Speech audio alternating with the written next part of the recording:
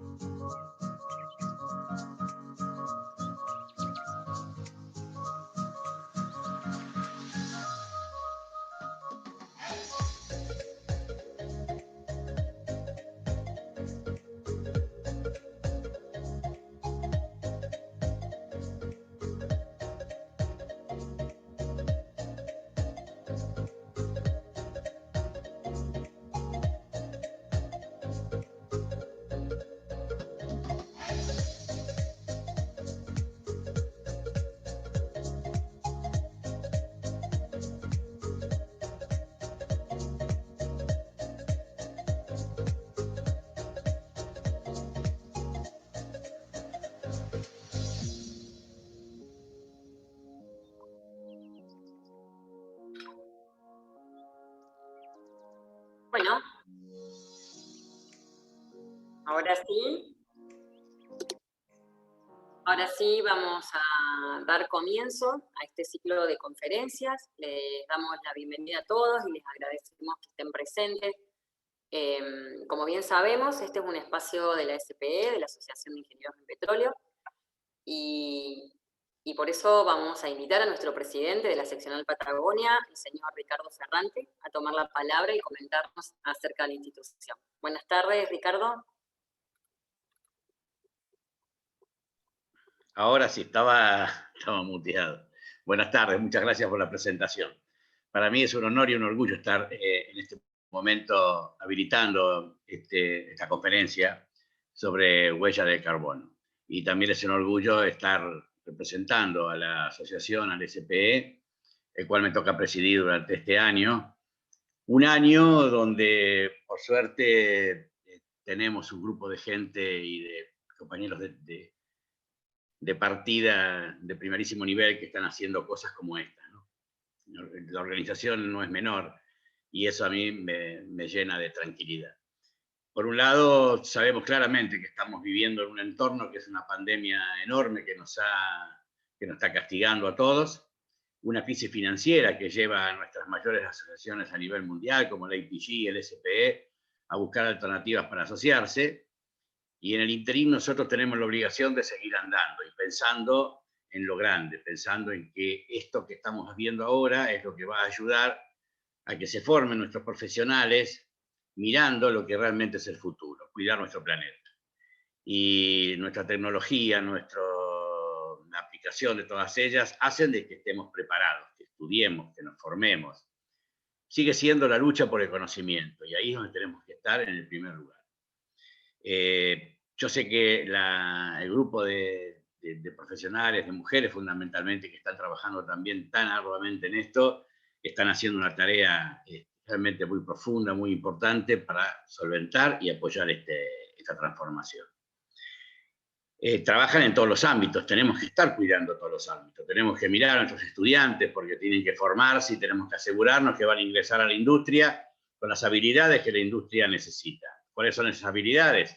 Y poder seguir trabajando, buscando petróleo y gas, aplicarlo para lo que se aplica en la vida cotidiana, pero ir pensando en que esto tiene que cambiar y va a cambiar lentamente. Lentamente para nosotros son 20 años, 25 años, pero no pueden entrar a la industria sin saber y conocer más. Nuestros jóvenes profesionales, que son la herramienta de cambio.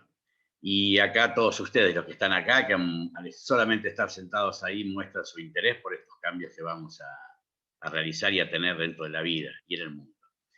Por lo tanto, he dicho poco de la visión que muestra esto, pero en realidad esto es lo que realmente es nuestra misión. Generar el cambio, ser una herramienta innovadora y ser una herramienta de ese cambio y ayudar a aquellos que no están preparados a que lo estén. Por lo tanto, las felicito a todas, los felicito a todos y me gusta ser parte de este grupo. Los felicito, el SP está contento y orgulloso de tener esta presentación. Así que no tengo que decir nada más, sino que avanti. Muchas gracias, Ricardo. Bueno, muchísimas gracias. En este ciclo particular contamos con la presencia de 3 panelistas de renombre. César Patiño, que nos dará una introducción de SPE Gaia y sus objetivos 2021 en Latinoamérica y el Caribe. Florencia Arcieri y Federico Moyano, que expondrán sobre medición y gestión de emisiones, mercado de créditos de carbono y su impacto en la transformación energética. Y por último, Gabriela Prete nos comentará sobre la gestión de emisiones en Vista Oil and Gas. Una vez finalizadas las exposiciones, daremos lugar al espacio de preguntas que ustedes nos van a ir dejando en el icono de preguntas y respuestas que tienen en la parte inferior. Bueno, llegó el turno de nuestro primer panelista. Él es César Patiño, es ingeniero en petróleo de la Universidad Industrial de Santander, Colombia. Posee formación en Ingeniería Oil and Gas en Schlumberger, especialización en Administración y Gubernamentación Pública. Además cuenta con un máster en Gestión de Innovación, una especialización en Gestión de la Tecnología y un MBA en la Universidad de La Sabana. A esto le sumamos sus adelantados estudios en energías no renovables. Lleva más de 25 años en la industria del oil and gas, desarrollando su carrera profesional e internacional en empresas como Schlumberger, Oxy, Weatherford, y actualmente se desempeña en Ecopetrol como ingeniero especialista en reservorio. Anteriormente estuvo en el programa de sustentabilidad y transformación en Colombia. A su experiencia laboral le sumamos los voluntariados, que han sido un eje en la carrera profesional de César. Fue miembro de la Junta Directiva de la Sociedad de Ingenieros en Colombia, director regional de la SPE para América Latina y el Caribe, y actualmente es el líder de Gaia dentro de la SPE, también para Latinoamérica y el Caribe. Bienvenido, César, te cedo la palabra para iniciar tu exposición. Evangelina, muchas gracias, un gusto estar aquí en la seccional Patagonia. Tomo las palabras de Ricardo, realmente continuar con el conocimiento es el reto que tenemos hoy y es algo que nos reúne en este espacio, de traer esa transición energética dentro de esa gestión y acción que queremos nosotros, los ingenieros de hoy, presente y futuro, que tenemos en nuestra organización. Lo que queremos presentarles el día de hoy va unido acerca del programa Gaia, que estamos haciendo el kick-off a partir de la seccional Patagonia en este momento, y hace parte también de integrar todas las diferentes seccionales que tenemos en América Latina en este principio de sostenibilidad y transición energética. Todas las seccionales montadas en este compromiso de hacer esa transformación e incorporar estos conceptos que estuvimos trabajando desde el directorado regional hace algunos años, con actividades también que ya hemos encaminado desde la seccional Patagonia, con el grupo de D&I, con las opciones en Energy for Me, Speakers y opciones que ustedes seguro conocen y se van a vincular aún más. Gaia viene de una iniciativa de trabajo mancomunado en el sentido de traer esas diferentes acciones y opciones, de retar nuestra industria para co-crear nuevas acciones en esa escala de urgencia que tiene el planeta en el marco de sostenibilidad. Allí estuvimos hace 2 años sentados articulando esta iniciativa global, que fue en ese momento articulada con organizaciones como IPIECA, OGCI, compañías invitadas también en ese escenario y asociaciones hermanas como la APG y otras afiliaciones que hacen parte de ese cambio que nosotros estamos hoy día generando, para asegurarnos de qué manera nuestra industria de oil and gas hace parte de esta historia y de esos principios que generan caminos, acciones y actividades con prioridades que nos van a derrotar el marco, generar ese marco, ese rotero que tenemos dentro de los principios, caminos y prioridades. Principios que generan y se enmarcan en una agregación, colaboración y articulación, marcados por caminos de innovación, medidas e indicadores, escucha y comunicación entre todos, con unas prioridades en una transición energética, en unas opciones de capital natural con su regeneración y opciones de responsabilidad social que enmarca este camino.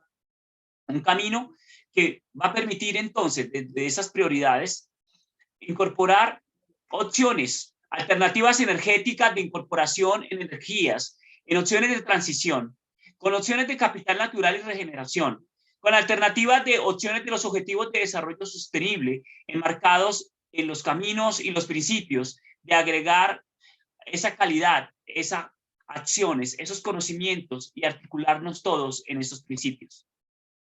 Las emisiones globales de CO2 están en este momento en nuestra sociedad.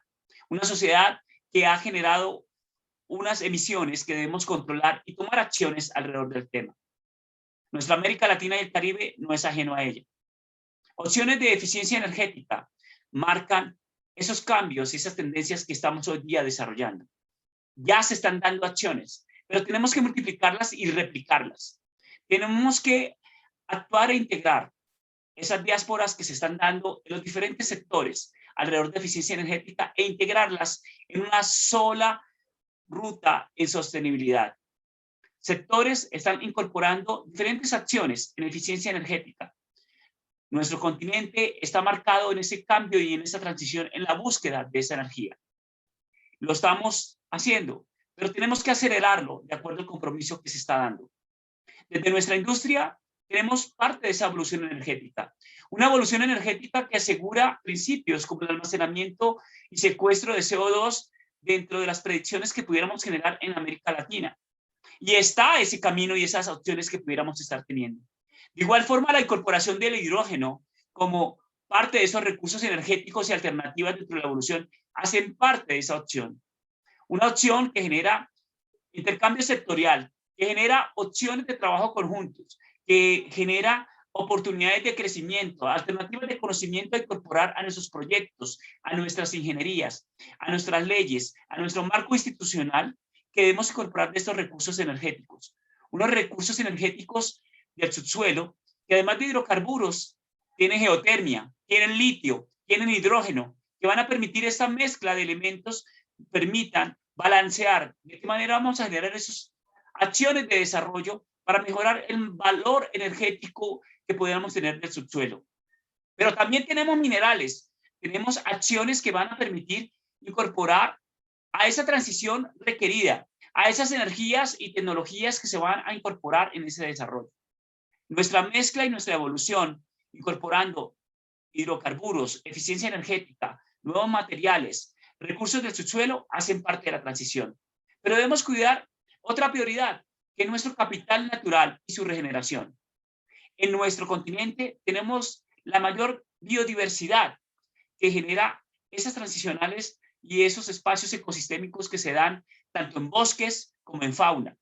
Somos dueños de una serie de especies que debemos cuidar y mantener, que debemos entender, asegurar sus procesos, incluirlos dentro de los procesos y que nuestro ciclo, nuestros riesgos, nuestras acciones, nuestras emisiones hagan parte también de un ciclo que equivale a ese ciclo natural que nos enseñan los manejos de CO2, nitrógenos, H2, ese que hace la naturaleza misma. Entender esos principios básicos es fundamental. Todo esto articulado con los principios de los Objetivos de Desarrollo Sostenible, unos principios que debemos mantener dentro de las 17 líneas de acción, de no pobreza, cero hambre, un bienestar para las comunidades, una calidad en la educación, un desarrollo de equidad de género, una sanitización y aguas limpias en los procesos de producción, una energía asequible, unas alternativas de tener un trabajo decente, con opciones de economía circular, acciones por el clima, con un respeto por los ecosistemas, tanto en océanos y en tierra, con instituciones y sistemas que van a permitir realmente mantener juntos estos desarrollos que podemos hacer. En nuestro continente, América Latina y el Caribe, tenemos países como Surinam que ya tienen ese net cero. ¿Por qué? Porque tienen la naturaleza, tienen esas acciones de energía y clima unidos en su desarrollo. Sin embargo, las lecciones que hemos nosotros dado en nuestra industria debemos traerlas y mantener. El reto está en mantener esta cero neutralidad que ya tenemos en nuestro continente, pero también nuestras acciones ir a esa reducción de esa carboneutralidad. Todas las acciones en eficiencia energética, incorporación de energías renovables, carbon capture, opciones de hidrógeno, almacenamiento de energía, opciones en manejo de recursos naturales, el capital natural, hacen parte de esas estrategias. Tener esta estrategia articulada con los riesgos que hoy dan las fallas de acciones del clima, las pérdidas de biodiversidad, La crisis en los recursos naturales, las opciones extremas de cambios climáticos, las condiciones de daños ambientales a nuestras comunidades es algo que debemos evitar y manejar muy bien en el riesgo que manejamos. El camino y la transición a esta opción de carboneutralidad está en nuestras manos como compañía del sector de oil and gas. Existen diferentes estrategias, existen diferentes opciones, porcentajes, a qué meta llego en el 2030, en el 2050, en el 2040, pero lo importante es hoy, con el conocimiento y la base que nos entregan esos primeros pasos que ya tenemos, estas opciones de conversión en eficiencia y energía, de manejo de fugitivas, de manejo e incorporación de indicadores en la carbonointensidad, de métricas que nos van a permitir asegurar opciones y soluciones en esa valoración de lo que estamos haciendo de una línea base a una reducción de carbono. Esto es fundamental y debemos trabajarlo. Esta ecuación que hemos visto, donde nosotros, ingenieros de hidrocarburos, hemos manejado carbono e hidrógeno. Si aplicamos ingeniería e ingenio, vamos a permitir que la economía del carbono y el hidrógeno, que hoy está moviendo el mundo, haga parte de nuestra esencia y lo traigamos desde nuestras universidades, nuestros jóvenes profesionales y senior en el desarrollo que queremos para la actividad que damos hoy. Estamos en este momento en un sitio en el mundo con la palanca que nos permite este escenario y estos espacios para articular esta fuerza y sentido de sostenibilidad para hacer el cambio que queremos. Muchas gracias. Muchas gracias, César Patiño, por tu clara exposición. Continuamos con medición y gestión de emisiones, mercado de crédito de carbono y su impacto en la transformación energética. Esta temática será llevada adelante por dos profesionales de renombre. Ellos son Florencia Arcieri y Federico Moyano. Son colegas y trabajaron juntos diversos proyectos. Le comparto una breve reseña de ellos. Florencia es licenciada en Economía de la UBA con un máster en Economía en UCEMA y realizó diversos programas ejecutivos de especialización en energías renovables, bonos verdes y finanzas sostenibles.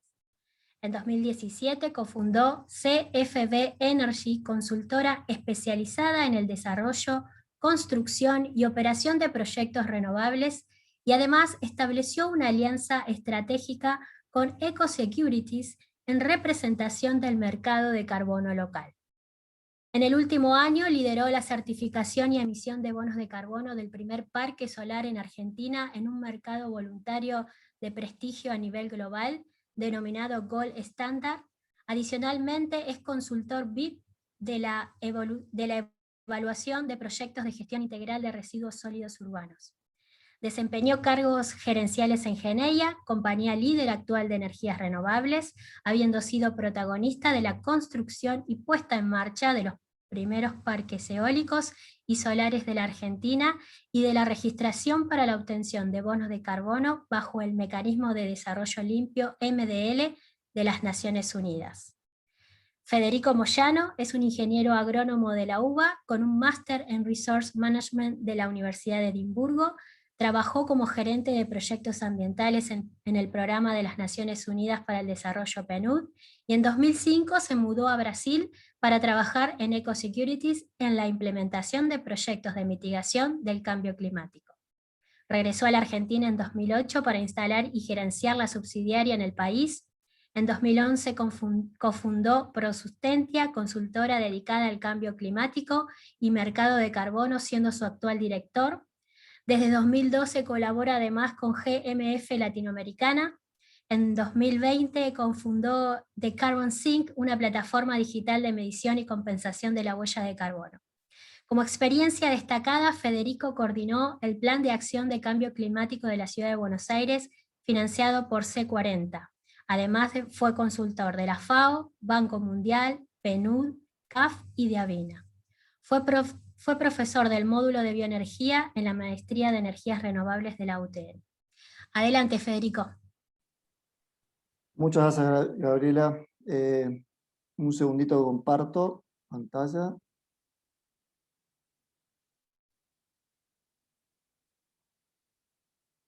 ¿La pueden ver ahí?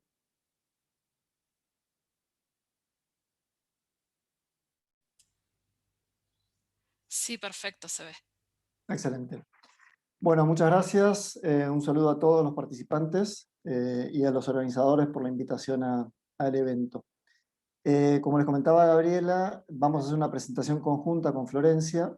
Yo voy a estar enfocándome en lo que es el cambio climático y su abordaje institucional, una breve introducción, y después más en profundidad lo que es una estrategia corporativa de acción climática.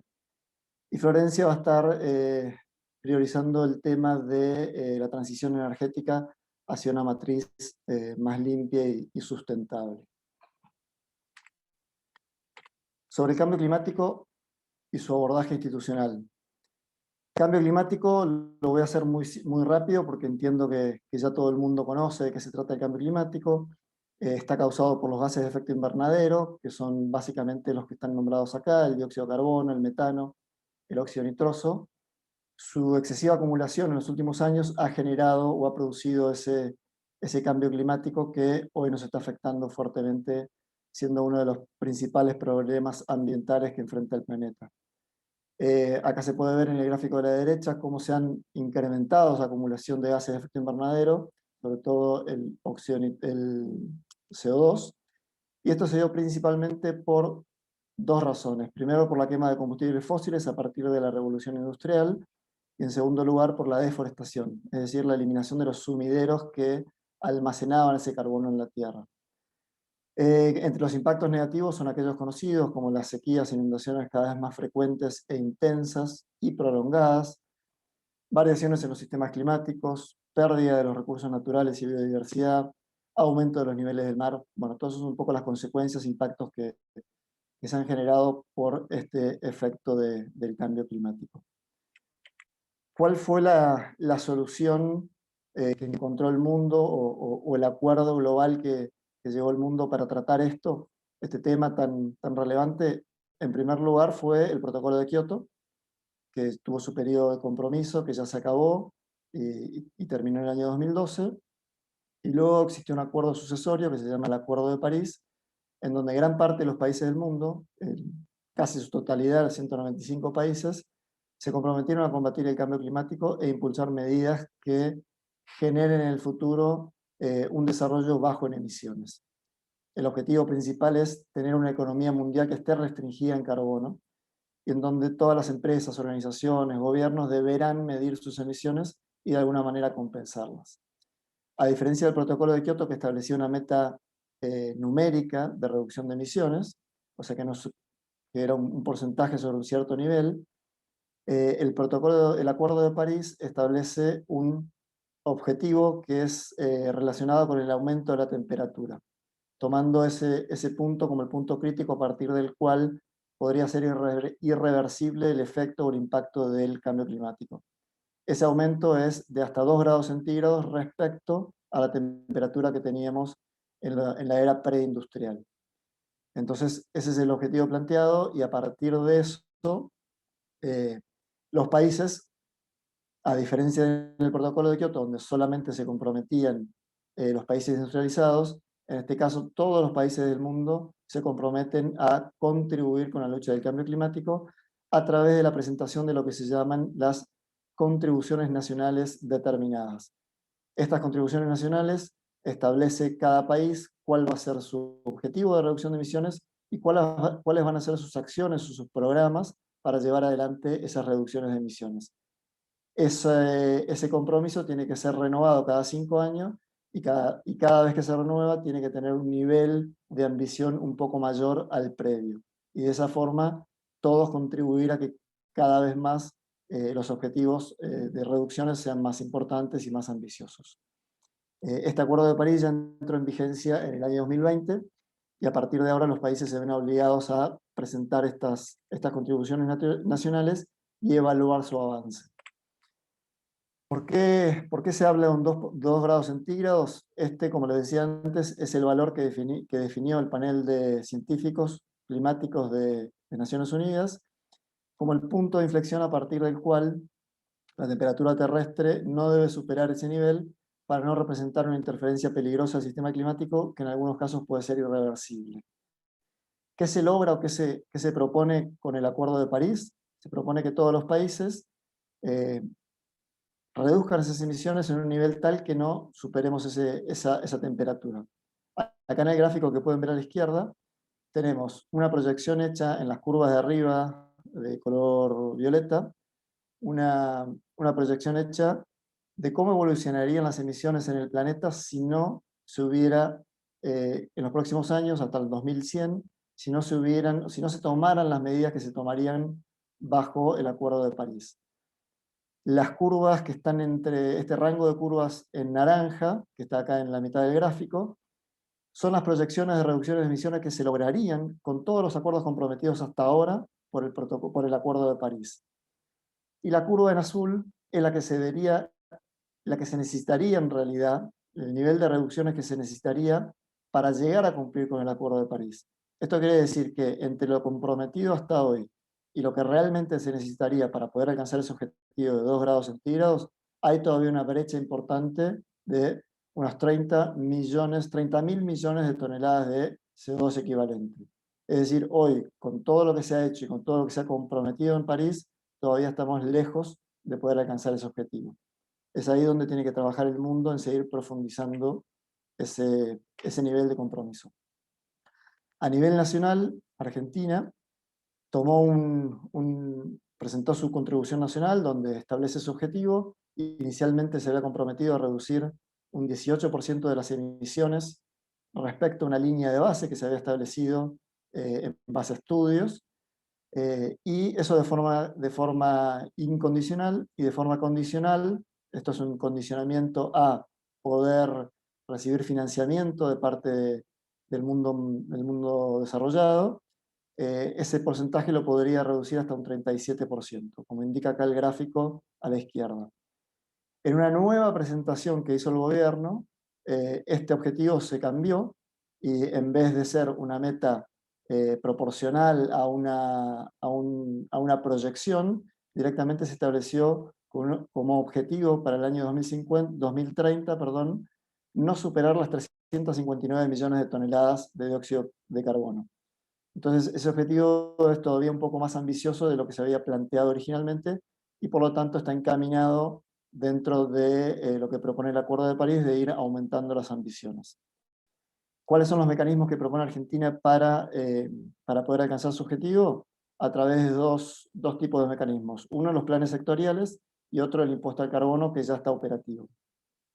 Los planes sectoriales, como ejemplo, podemos mencionar el Renovar dentro del sector energético, o también la ley de bosques dentro del sector forestación y bosques, la ley de promoción de plantaciones forestales, la ley de programas de eficiencia energética, bueno, diversas iniciativas desarrolladas en los diferentes sectores de la economía, donde el gobierno junto con el sector privado se compromete a ir reduciendo emisiones. Y después tenemos, como les decía, el impuesto al carbono, que hoy ya se está aplicando y es básicamente a los combustibles líquidos. Como objetivo final, o más ambicioso todavía, Argentina se comprometió, y lo anunciará públicamente a fin de año, a alcanzar la carbono neutralidad en el año 2050. Parece bastante ambicioso, pero por lo menos está planteado de esa manera, desde el gobierno. Ahora nos enfocamos un poco más en lo que es la estrategia corporativa de acción climática, que es un poco el eje principal de la presentación. Aquella que llamamos estrategia de acción climática o estrategia corporativa de acción climática, aquella que define cómo se posiciona una organización frente a la lucha, frente al cambio climático, es decir, cómo va a abordar esa lucha contra el cambio climático. Tener claramente definida una gestión climática le permite a la empresa, por un lado, identificar oportunidades y por el otro, amenazas que pueden, de alguna manera, dificultar su funcionalidad, su operatividad en el mercado. Del lado de las oportunidades se encuentra, por ejemplo, el acceso a los mercados, una mejora en la gestión de la empresa, al tener ahorros, al mejorar su relación con la comunidad, generar una conciencia ambiental dentro de la organización y fuera de la organización, y también una mejor imagen corporativa. Por el otro lado, como amenaza se tiene la presión de la sociedad, es cada vez más fuerte, ya es un tema que está muy extendido en toda la comunidad internacional y local, entonces cada vez se nota más la presión que puede ejercer la comunidad en este sentido. Por el lado del financiamiento también hay muchas organizaciones o entidades financieras que están cada vez siendo más exigentes en requerir que las organizaciones, al solicitar un financiamiento, un préstamo, hayan planteado una política de acción climática dentro de la compañía, tanto para el funcionamiento de la compañía como para los proyectos que presentan o que pretenden financiar. Y después, el marco regulatorio. Es muy probable que a medida que vaya pasando el tiempo y se vayan aclarando mejor cuáles son las medidas que va a tomar cada país dentro de lo que son sus contribuciones nacionales, vaya regulando las acciones y de alguna manera acotando la posibilidad de continuar emitiendo. Eso hace que toda organización tenga que entender y prever cómo va a ser para funcionar dentro de un marco más restrictivo en términos de emisiones de carbono. Para ello, bueno, acá, perdón, vuelvo al gráfico anterior. Para ello, el desarrollo de una estrategia de acción climática se propone en 5 o 6 pasos básicos. Por un lado, hacer un diagnóstico inicial, después hacer un diagnóstico mucho más específico, que sería lo que es la medición de la huella de carbono, definir un plan de acción climático, donde se identifican reducciones de emisiones internas que pueden llevar a desarrollarse a través de acciones internas, formas de compensación de emisiones y todo esto orientado a alcanzar un objetivo final que puede ser o la carbono neutralidad o algún objetivo de reducción intermedio. Esto después también tiene como complemento que esto se puede comunicar, se puede reportar en alguna plataforma, certificar si fuera el caso, bueno, diferentes opciones dentro de todo lo que es la definición de esta estrategia de acción climática. ¿Qué es la huella de carbono? Que es este diagnóstico inicial, es un poco la foto para saber dónde estamos parados en términos de emisiones como organización. En definitiva, representa todas las emisiones de gases de efecto invernadero generadas directa o indirectamente por una organización, puede ser también una persona, un evento, cualquier cosa que genere actividad puede medirse y comprobar cuál es el nivel de emisiones. Y esto se hace o se mide a lo largo de un periodo de tiempo que tiene que ser definido. En general, ese periodo de tiempo es de 1 año. Se mide calculando las emisiones para diversas fuentes y alcances. A través de los diferentes protocolos, el más conocido a nivel internacional es el GHG Protocol, se establecen diferentes grados de alcance en los cuales se van a medir esa huella, y dentro de esos alcances las diferentes fuentes que van a ser consideradas y los gases que van a ser tenidos en cuenta a la hora de contabilizar. El GHG Protocol, que es este que les comentaba antes, propone 3 niveles de alcance principales. El alcance 1 son todas aquellas emisiones directas generadas por la empresa. Ahí tenemos como ejemplo vehículos de combustible consumido por los vehículos de la flota, combustibles utilizados en los motores o calefactores. Si fuera una empresa que genera emisiones internas de los residuos que produce y los trata localmente, también esas emisiones deben ser consideradas como emisiones alcance 1 o emisiones directas. Las alcance 2 son aquellas emisiones indirectas causadas por el consumo eléctrico. Ese consumo se debe exclusivamente a la operación de la empresa, pero la emisión no se produce dentro de los límites de la empresa, de la organización, sino que se produce dentro de las centrales de generación de energía que están conectadas a la red, que están fuera de los límites de la empresa. Es por eso que deben ser consideradas como una emisión indirecta, pero de alcance 2. Y de alcance 3 son todas aquellas fuentes de emisiones que están dentro de lo que se llama la cadena de valor de esa organización y que se deben a las actividades de la empresa, pero que no son una emisión directamente asociada a esa empresa. Y ahí tenemos como ejemplo, por ejemplo, el transporte de insumos y productos desde y hacia la empresa, los viajes de los empleados de las empresas hacia sus hogares o por ejemplo, viajes comerciales o o para presentaciones de congresos o lo que fuere. Esos son solo algunos de los ejemplos de lo que son las emisiones indirectas de alcance 3. ¿Cuál es la fórmula básica de cálculo de huella de carbono? Todas estas emisiones no se miden directamente, sino que en general se hacen a través de una estimación por 2 factores. Uno son los datos de actividad de cada una de las fuentes y el otro un factor de emisión. Y eso después debe ser convertido dependiendo del gas que se ha contabilizado, a un gas equivalente a todos, que es el dióxido de carbono equivalente. Esa es la unidad de medición de gases de efecto invernadero que se utiliza para determinar la huella. Este factor de conversión es un factor que lleva la tonelada de dióxido de metano, por ejemplo, o de óxido nitroso, que son otros gases de efecto invernadero, la convierte a CO2. Esta fórmula básica, entonces, como le comentaba, lo único que propone es, es tan simple como determinar el dato de actividad y ese dato de actividad multiplicarlo por un factor de emisión. El dato de actividad se refiere básicamente a aquellas unidades que representan una cierta actividad. Por ejemplo, si dentro de una empresa se consume diésel para los motores que funcionan dentro de esa organización, la cantidad de litros de diésel que son consumidos por un factor de emisión específico de ese diésel va a terminar dando la cantidad de toneladas de CO2 equivalente. Lo mismo va a pasar con, por ejemplo, los viajes o el alcance 3, el consumo eléctrico. La cantidad de megawatts hora que sean consumidas por esa empresa, multiplicado por un factor de emisión de gases de efecto invernadero de la red eléctrica argentina, va a terminar dando el valor de toneladas de CO2 equivalente por el consumo eléctrico. Y así sucesivamente para cada una de las fuentes, donde va a tener un dato de actividad específico y un factor de emisión también específico. Entonces ese es un poco el cálculo o la fórmula más básica, que después tendrá sus componentes, donde habrá que adaptarlas a las diferentes fuentes, con factores de conversión y con diferentes complementos. Pero acá lo importante es que entiendan que esa es la fórmula básica. El proceso de medición sigue una secuencia lógica, en donde por un lado se definen los límites organizacionales, operacionales y geográficos. Es muy importante definir eso, porque es a partir de ese límite donde se va a contabilizar esa gestión, esa emisión de gases de efecto invernadero.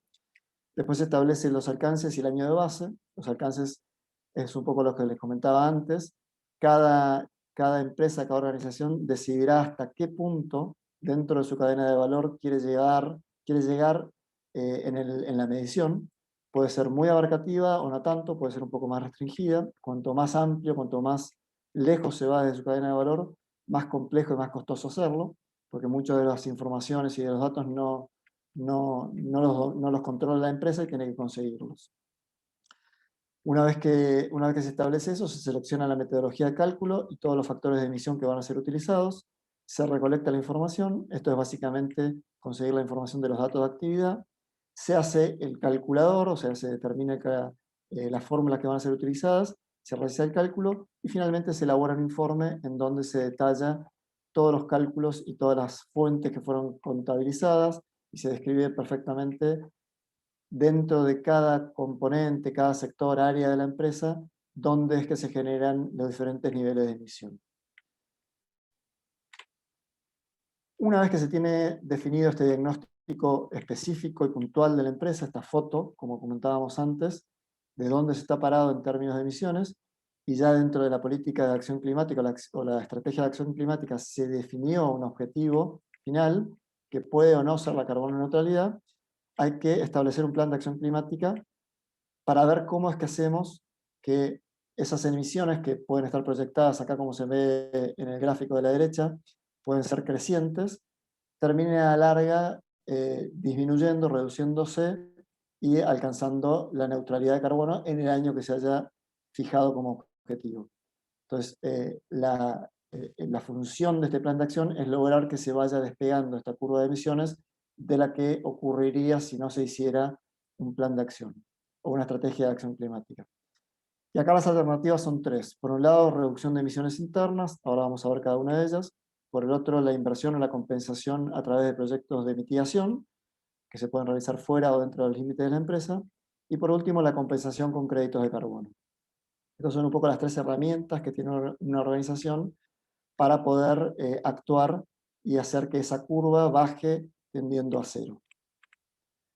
La reducción de emisiones internas son todas aquellas acciones que pueda realizar una organización dentro de sus límites para mejorar el nivel de emisiones de gases de efecto invernadero, es decir, para reducirlos. Esto se logra a través de eficiencia energética, a través del uso de energías renovables, a través de la gestión de los residuos, diferentes acciones que se pueden tomar para ir reduciendo ese nivel de emisiones y de esa manera reducir la huella y hacer que el remanente de emisiones no quede tan alto y se pueda después compensar. Una vez que se llegó a nivel de reducción que ya es muy complejo seguir reduciendo, porque ya es muy costoso, porque técnicamente ya es inviable, ahí existen dos alternativas más. Una es invertir en proyectos de mitigación. Esto puede ser dentro de la compañía o fuera de la compañía. En general, cuando se habla de inversión en proyectos de mitigación, se habla más para proyectos fuera de los límites de la compañía. Y acá estábamos hablando de dos grandes opciones. Por un lado, lo que son proyectos forestales, de captura o de evitar emisiones de gases de carbono a partir de la protección de los bosques. También están acá dentro de este bloque lo que son los proyectos de captura y almacenamiento de carbono, que puede ser dentro del sector energético petrolero. Ahí también esa es una alternativa. Y después todos aquellos proyectos que reducen emisiones directamente desde sus fuentes, como son las energías renovables, las eficiencias energéticas, rellenos sanitarios, tratamiento de efluentes o residuos.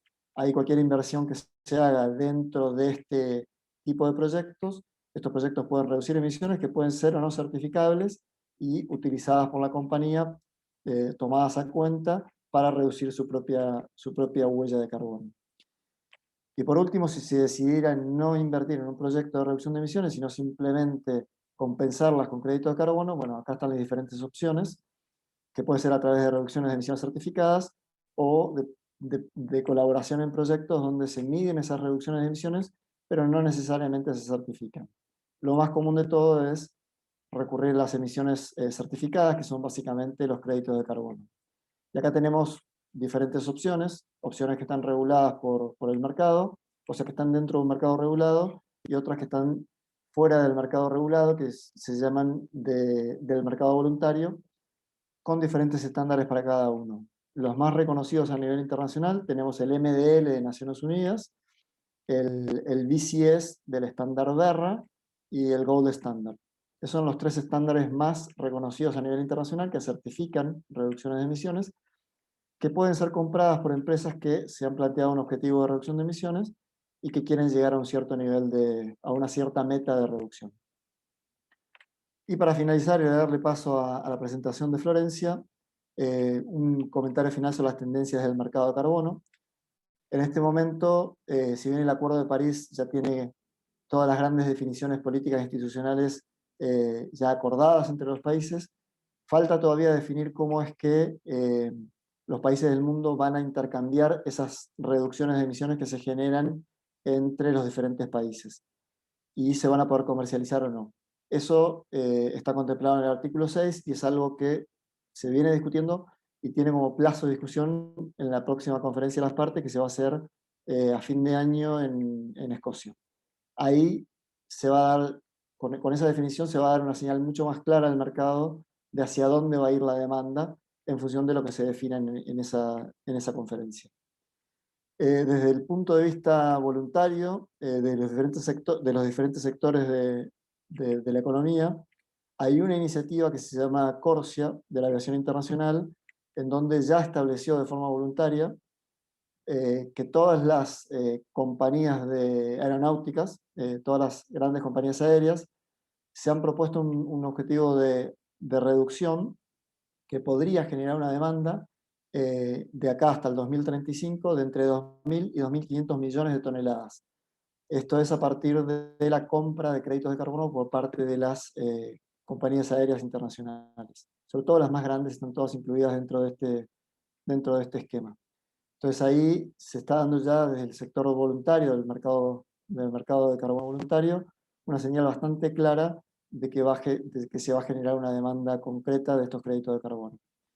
También dentro del mercado voluntario, cada vez más organizaciones y gobiernos que no han establecido todavía de forma regulada, obligatoria, esta necesidad de reducir emisiones, ya de forma voluntaria están actuando en el mercado, saliendo a comprar créditos de carbono y planteándose objetivos de neutralidad de carbono.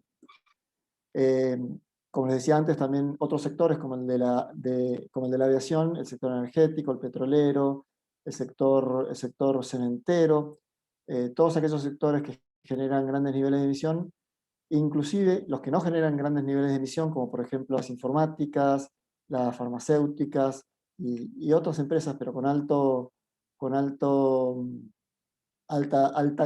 nivel de actividad a nivel internacional, están todas con un compromiso, todas con una política de acción climática interna que hace también que voluntariamente consuman o generen demanda de reducciones de emisiones o de créditos de carbono.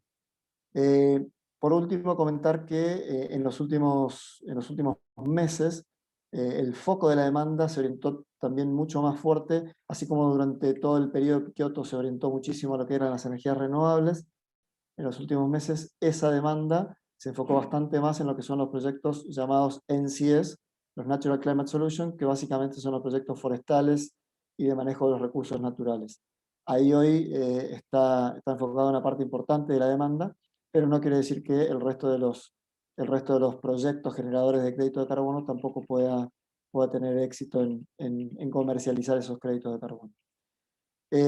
Bueno, hasta acá llegaba un poco mi presentación. Obviamente quedo a disposición para cualquier consulta que tengan, y les cedo la palabra a Florencia para continuar con la Muchas presentación. gracias, Federico. Excelente presentación, muy clara. Le damos el paso a Florencia. Le recuerdo a los participantes que pueden ir dejando sus preguntas y al final las responderemos, y las que no se alcancen a responder serán respondidas vía mail. Adelante, Florencia. Bueno, muchas gracias, Gabriela, y muchas gracias a la SPE por la invitación. Un honor estar compartiendo estos temas con ustedes. Bueno, a continuación de lo que mencionó Federico en cuanto a, bueno, qué son las emisiones, cómo se miden, cómo se gestionan, cuál es el abordaje institucional, la estrategia corporativa y demás, yo me voy a abocar y voy a hacer foco en lo que es el tema, la transición energética, y vamos a hacer foco en lo que es el principal sector en el cual se generan todas estas emisiones que estamos mencionando desde el inicio de la presentación. Primero, como medida global, para tener un poco, bueno, la medida relativa, las emisiones globales. En primer lugar, el G20 está representando un 90% de las emisiones globales, con lo cual, bueno, ahí están las acciones en este grupo de países, es clave para ver la evolución de las emisiones a lo largo del tiempo. Hablando del rubro energía, justamente, dentro del G20, el 77% de las emisiones se producen en el sector energía, y en menor medida en la industria y en la agricultura. Dentro de este 77% de energía, todas las emisiones relacionadas, en particular el sector energético, representa un 37%, que es gran parte de las emisiones del G20. Luego la industria y luego el transporte. El transporte lo que incluye es todo lo que es combustible al transporte y las emisiones relacionadas con ello. Yendo al plano local, y ahora vamos a introducirnos de lleno en la Argentina, y en comparación al G20, que dijimos que el 77% representaba, el sector energía representaba estas emisiones, en el caso de Argentina es un poco menos, el 58%, pero sí más alto que a nivel global. Las emisiones que se producen en la agricultura son bastante importantes, un 35% en la Argentina, en relación a un 10% en el G20. Esto tiene que ver con prácticas agrícolas sustentables que se dan más en los países desarrollados que en Argentina y países similares. Bien, como para ver un poco la evolución en los últimos 30 años de la matriz energética argentina y todo lo que es el abastecimiento de la energía primaria. La energía primaria incluye toda fuente de energía que se utiliza tanto para generación, para calefaccionar, para lo que es cocción y todo lo que es combustibles de transporte. Lo que vemos es que entre el 1990 y casi un poco antes del 2010, prácticamente se duplicaron las emisiones relacionadas con el combustible relacionado con la energía primaria, y luego se estabilizaron estos valores.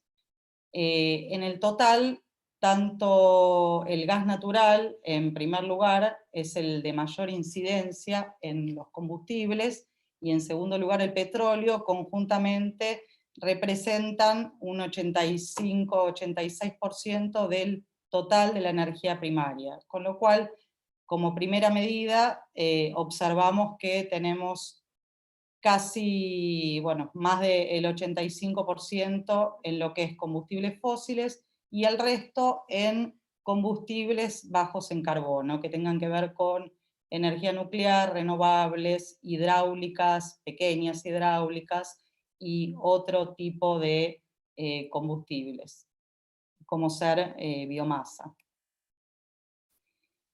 Bien, para hacer un poco foco en lo que fueron las iniciativas locales vinculadas un poco con los compromisos de Argentina, de sus NDCs en el Club de París. Argentina en 2015 marcó un punto de inflexión en lo que hace a las energías renovables, emitiendo y sancionando la ley de energías renovables, que su nombre es Régimen de Fomento Nacional para el Uso de Fuentes Renovables. Un año después, en 2016, se implementó esta ley, y el objetivo principal fue promover inversiones en los sectores, en infraestructuras solares, en parques solares, eólicos, pequeños aprovechamientos hidráulicos que tienen que ver con centrales de menos de 50 megavatios, proyectos de biodiesel, biomasa y residuos sólidos urbanos.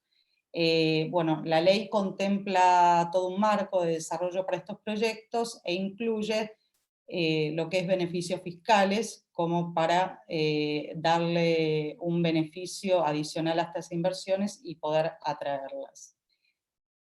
La ley, que se sancionó finalmente en 2016, marcó una curva de cumplimiento, ¿sí? que alcanzaba a 2025, en que el 20% de la matriz energética eléctrica argentina, el 20% sea abastecido con energías renovables. Esta curva es progresiva, desde el 8% hasta alcanzar este 20% en la matriz energética global. E individualmente también la ley marcaba compromisos para grandes usuarios del sistema con demandas mayores a 300 kilowatts. Cada uno de estos grandes usuarios, que son fundamentalmente industriales electrointensivos, debían cumplir también en sus consumos con esta curva de abastecimiento renovable. Bien, esta ley de renovables fue fundamentalmente el marco de los que fueron los programas Renovar, programas que se dieron en 2016, 2017, 2018, que fueron licitaciones en las cuales, en la suma de todos los programas, aproximadamente se han adjudicado 5.000 megavatios renovables, de los cuales hoy casi 4.000 ya están operativos.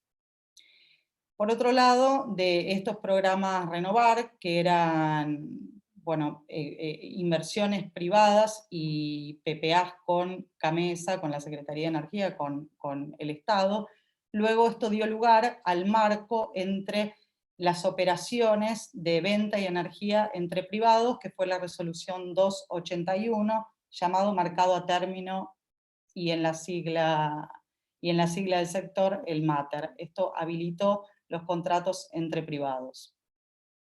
Luego también otra iniciativa importante posterior a la Ley Marco de Energías Renovables fue, ya pensando en los pequeños consumos, que fue la Ley de Energía Distribuida, que se sancionó en 2017. Esta ley de energía distribuida, la idea es que los usuarios de la red de distribución puedan autoconsumirse energía renovable, y en el caso de tener excedentes, poder inyectarla a la red eléctrica. Esto está pensado para fundamentalmente, bueno, instalaciones fotovoltaicas en residenciales, comerciales, pymes, todo lo que son pequeñas demandas. Bien, a continuación, bueno, vemos en los últimos 5 años cómo se comportó la matriz, cómo se comportó la generación eléctrica en la Argentina.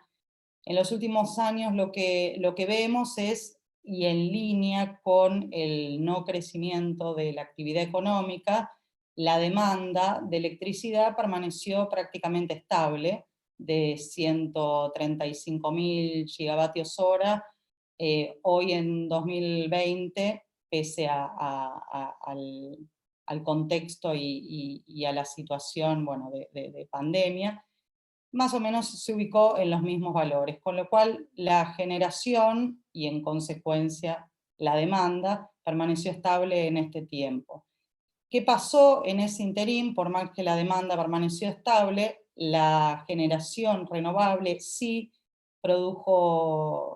aumentó en forma significativa, a pasar de 7 terawatts en 2015, esto casi se quintuplicó la generación renovable. Por otro lado, la generación hidráulica, al contrario, se contrajo, y la térmica, digamos como que fue la variable de ajuste, también contrayéndose en el mismo periodo. En el caso de este aumento de la energía renovable, lo que vemos es, y como vimos en el slide anterior, esta iniciativa de la red renovable que marca un sendero de porcentaje de cumplimiento de la energía renovable respecto al total. Lo que vemos de la participación es que hoy, y en la mitad en el primer semestre del año 2021, casi el 12% de la matriz energética fue renovable, lo cual vemos un importante crecimiento a partir de la ley que se implementó en 2016, el tiempo de construcción de este tipo de proyectos, que lleva en promedio 1 año, vemos que desde entonces vino creciendo en forma sostenible. Ahora, la pregunta que nos hacemos es, ¿se podrá cumplir el objetivo de la ley del cumplimiento del 20% de energía renovable en 2025? Lo vemos difícil porque hoy hay mucha potencia instalada en el sistema, lo vamos a ver en posterior, y no hay muchos proyectos hoy como para mostrar un incremento importante en la energía renovable. Pese a este objetivo, bueno, es poco probable, alcanzamos el objetivo, pueden entrar en operación en el corto plazo no más de 500 megavatios. Lo que sí, el sector renovable se benefició bastante en el último tiempo por los bajos costos de las tecnologías, el acceso al crédito y las posibilidades que brindó la ley como apoyo a las energías renovables. La potencia instalada, a diferencia de la generación eléctrica, que se mantuvo constante en los últimos 5 años, la potencia instalada vemos que aumentó en forma considerable. Energías renovables, casi 5.000 megavatios en este periodo. La energía térmica también creció en forma similar, es la curva naranja que observamos en la gráfica, mientras que la energía nuclear y la hidráulica casi permanecieron constantes. ¿Qué quiere decir frente a este escenario en el cual creció la potencia instalada del sistema y la demanda permaneció constante? Hoy lo que nos muestra es una matriz energética eléctrica en particular, con una potencia de respaldo muy importante, provocó una robustez del sistema. Hoy estamos manejando un porcentaje de reserva de potencia del 15% aproximadamente. Esto es un parámetro de mucha robustez en el sistema, mientras que en otros países un 5% es considerado una buena demanda, una buena potencia de respaldo.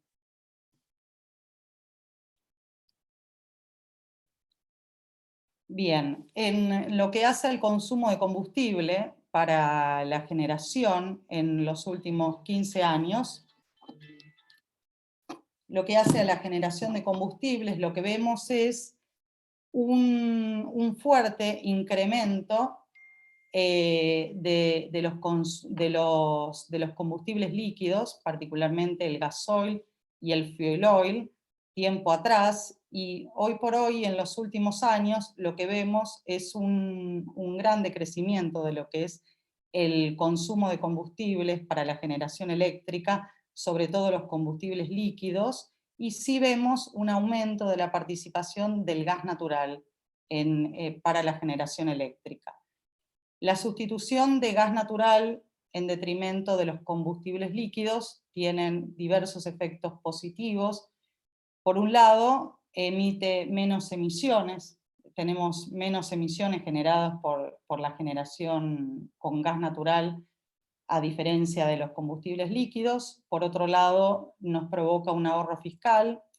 Por otro lado, la no importación de combustibles líquidos también genera un ahorro de divisas. Y este consumo, a través de los factores de emisión, cada uno de los combustibles nos ofrecen un factor de emisión, cuántas toneladas genera cada unidad de consumo de cada uno de los combustibles, y esto nos permite visualizar que las emisiones de CO2 de la generación eléctrica hoy en la Argentina mostraron una importante caída a partir de 2016. Esto fue, por un lado, el uso de las energías renovables, por otro lado, la sustitución de combustibles líquidos a favor del gas natural. Esto es un muy buen dato a nivel emisiones de nuestra matriz energética, que es el principal componente de las emisiones de Argentina.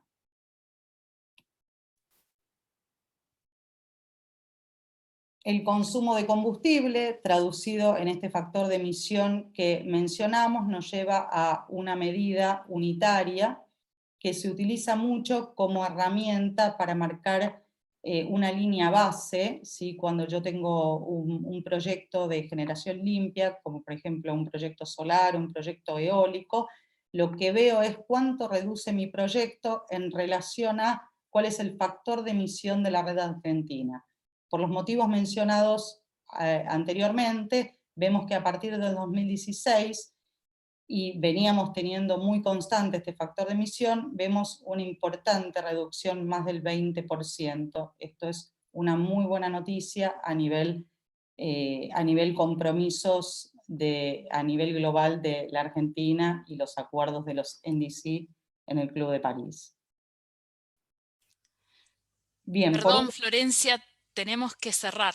Perfecto. Bueno, por último, unos puntos y para hacer foco dónde debemos potenciar la acción climática, más allá de lo mencionado en el tema eléctrico, concentrarnos en las energías limpias, concentrarnos en todo lo que son las prácticas agrícolas sustentables para proteger y regular el uso del suelo, que era otro de los factores de emisión importante. El transporte público, ¿sí? Que genera muchas emisiones, lo que es el combustible, incentivar vehículos eléctricos y no motorizados, descarbonizar la generación y eliminar gradualmente el carbón, aunque en Argentina tiene un uso bastante reducido del carbón. Como desafío, y por último y para cerrar, en lo que es tema energético hacia adelante, la verdad que vemos que hoy el desafío está puesto en reducir los costos del sistema, reducir los precios, el monómico, que es el precio representativo del sistema eléctrico. No vemos grandes iniciativas para incrementar la potencia del sistema. Tampoco es necesario, porque estamos con una robustez bastante importante, que no se da hace tiempo, para lo cual las energías renovables pueden crecer un poco más, pero no creo que esté poco puesto el foco ahí a largo plazo, concentrándonos en que el desafío está en bajar los costos de producción. Esto es reducir, mejorar en términos fiscales, la macroeconomía, reducir el ahorro, la utilización de divisas y reducir los subsidios, para lo cual una forma hacia adelante es enfocarnos en la sustitución de gas natural en vez de combustibles líquidos. El gas natural, por más que es una fuente importante de emisiones, es mucho menor que las emisiones producidas por los combustibles fósiles y líquidos, como ser el fuel oil y el gasoil. Bien, creo que con esto cerramos, y agradecemos muchísimo, tanto Federico como yo, a la SPE por darnos el espacio en esta conferencia. Muy bien, muchísimas gracias Florencia, muchísimas gracias Federico, muy nutrida la presentación. Vamos a dar paso a Gabriela Prete. Es ingeniera química, graduada de la Universidad Nacional de Córdoba, con maestría en gerenciamientos de empresas en la industria de la oil and gas de la Universidad de Heriot-Watt, Escocia. Gabriela posee 18 años de experiencia en la industria de la oil and gas, de los cuales 12 fueron en el exterior: Escocia, Noruega, París, Bolivia. Inició su carrera en Schlumberger como ingeniera de campo en el área de completación de pozos estándar e inteligente. Se desempeñó como coordinadora de proyectos y soporte técnico de operaciones de ensayos tipo DST y TCP, también como gerente de recursos humanos y desarrollo regional para Europa-África, gerente de operaciones de ensayos de pozos primero para Argentina, Bolivia y Chile, y luego para la región de Escandinavia. Así también se desempeñó como gerente global para la implementación del programa de transformación y como gerente regional en Neuquén. Desde mayo de 2020 trabaja en Vista Oil and Gas como gerente de sustentabilidad, calidad, seguridad, medio ambiente y compras y contrataciones.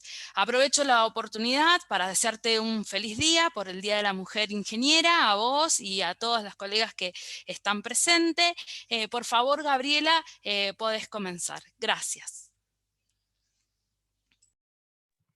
Bueno, muchísimas gracias Alejandra y muchísimas gracias a la SPE por darnos un espacio. Muchas gracias también a los participantes que están escuchando. Es sin duda un tema interesantísimo y que nos toca en un montón de aristas. Yo lo que quería comentarles hoy es un poquito el viaje que realizó Vista desde el año 2020 en lo relativo a sustentabilidad.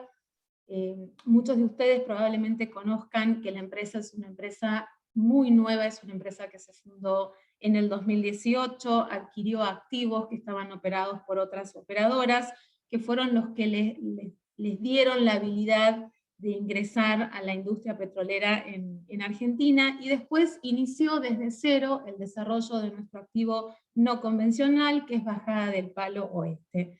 Entonces estamos ante una empresa que es sumamente joven, ¿sí? Sin embargo es una empresa muy dinámica también, estableció sustentabilidad como uno de sus principios, y quisimos justamente arrancar con una visión de sustentabilidad que refleje quiénes somos, ¿sí? Muy apoyada en lo que son los valores de la compañía, que es integridad, innovación, agilidad, el trabajo en equipo para hacer las cosas bien, siempre desde la primera vez. El enfoque que se le dio a sustentabilidad fue, obviamente, la ambición de desarrollar nuestro negocio de manera sustentable, ¿sí? Generando valor hoy, generando valor en el presente, pero siempre teniendo en cuenta las generaciones futuras, ¿sí? Protegiendo el patrimonio que en definitiva les pertenece. Entonces, bueno, un poquito yo quería primero contarles cuál había sido nuestra visión, después contarles también un poco todo lo que se hizo en el año 2020, ¿sí? Así como, si bien habíamos apoyado a la comunidad en diferentes en diferentes ocasiones, teníamos un plan de desarrollo de bajada del palo con ya una mirada sustentable. El año pasado realmente fue el año donde consolidamos todas las iniciativas que habíamos llevado a cabo desde el comienzo, sí, armando nuestra estrategia corporativa, y decidimos dos cosas. Bueno, primero suscribirnos al marco global de las Naciones Unidas, ¿sí? A través de la Agenda 2030, que habla de 17 objetivos de desarrollo sustentable, de los cuales nosotros elegimos 8, que son los que están representados por los cuadraditos de colores, que son los que vemos más relevantes a nuestra industria y en los cuales creemos firmemente que podemos generar un impacto positivo. Asimismo, también decidimos que a final del 2020 íbamos a publicar nuestro primer reporte de sustentabilidad, y para ser comparables con empresas internacionales decidimos un sistema de medición, ¿sí? Con indicadores que nos iban a permitir justamente hacer un benchmarking y compararnos con nuestros pares globalmente. Ese sistema fue el GRI, o el Global Reporting Initiative. No voy a entrar en detalle en todos y cada uno de los objetivos de desarrollo sustentable que elegimos. Sí voy a mencionar el relativo al pilar de medio ambiente, que es justamente el objetivo de cambio climático y emisiones. Entonces, nuestro primer desafío fue justamente entender cuál era nuestra huella de carbono, cuál era la emisión de toneladas de CO2 equivalente al medio ambiente, ¿sí? Que teníamos anualmente. No lo sabíamos, no lo habíamos cuantificado antes. Entonces, bueno, a través de nuestro estándar de gestión ambiental definimos puntos críticos, ¿sí? Obviamente identificación y cumplimiento de todo lo que fueran requisitos legales aplicables, pero también empezar a ir más allá en esta historia del cambio climático, que si bien hoy en Argentina ya tenemos un nivel de alerta básico, todavía, por ejemplo, no tenemos una reglamentación, ¿sí? Que nos obligue a las empresas a, de manera transparente, trabajar, elaborar un plan de emisiones, publicarlo, hacerlo seguimiento. Hay una regulación que está en marcha, sin embargo no hay un mandato público claro de a dónde vamos.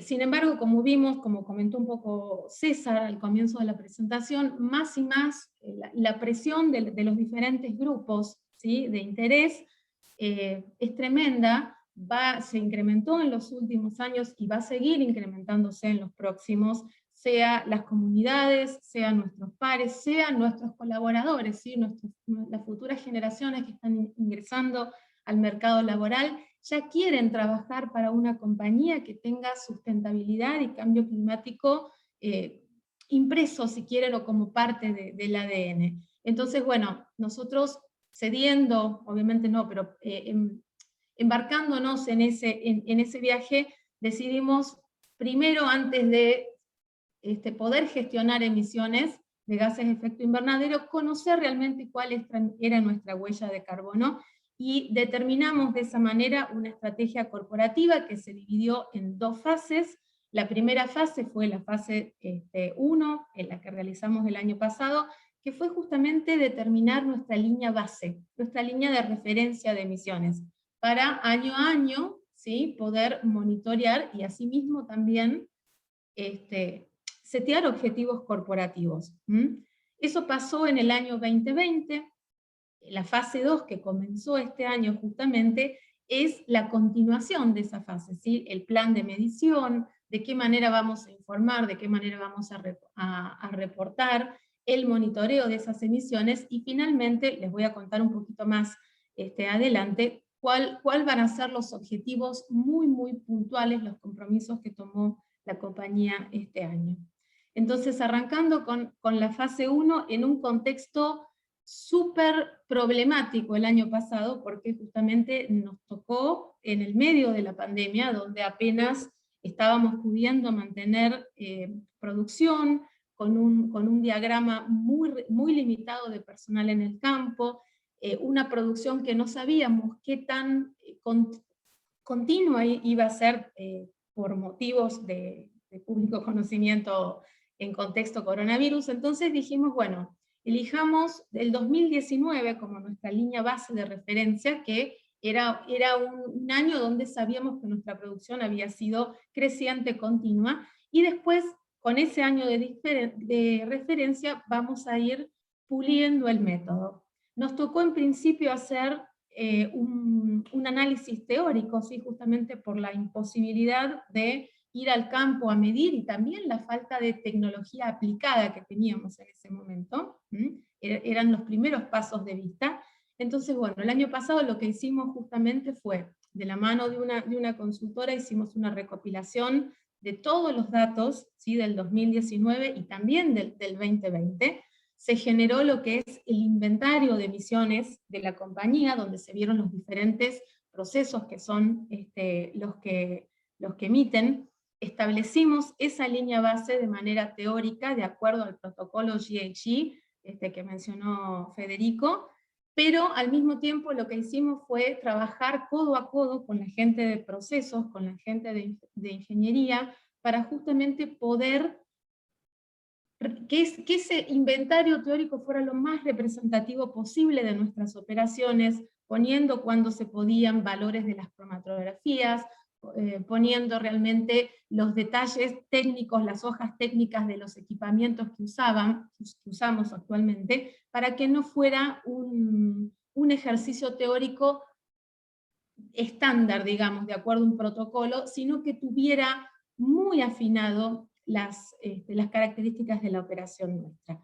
3 cosas nos permitió el trabajo del año pasado: bueno, establecer la línea base, identificar nuestras principales fuentes y procesos emisores de CO2, y también incrementar el nivel de alerta, ¿sí?, a todos los rincones de la compañía. Muchos escuchamos hablar de cambio climático, sin embargo, pocas personas teníamos tan claro, ¿sí?, bueno, de dónde venía, cuánto producía, cuántas toneladas se emitían desde esta máquina, cuántos desde aquel equipo, dónde están los límites operativos, y ahora voy a hablar un poquito de qué tipo de emisiones estamos reportando.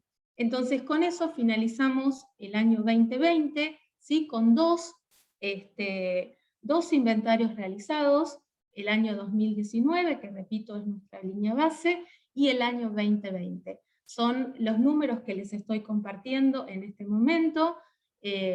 Básicamente, Vista emite 450.000 toneladas de CO2 al año, ¿sí? Esto es alcance 1 y alcance 2.